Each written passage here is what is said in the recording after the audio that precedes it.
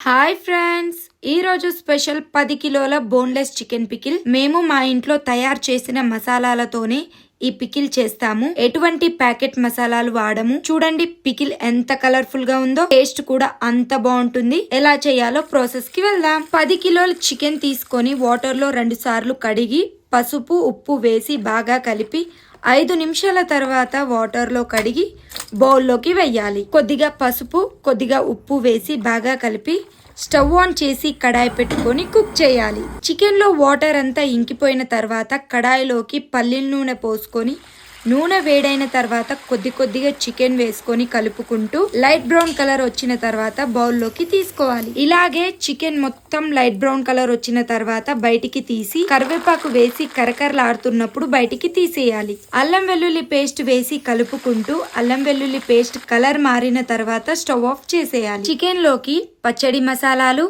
రుచికి తగినంత కారం, దొడ్డుప్పు వేసి బాగా కలిపి ఆయిల్ చల్లారిన తర్వాత ఇందులోకి పోసుకొని కలిపి నిమ్మకాయ రసం పోసి కలిపి 2 నుంచి 3 రోజులు మగ్గిస్తే బోన్లెస్ చికెన్ పికిల్ రెడీ.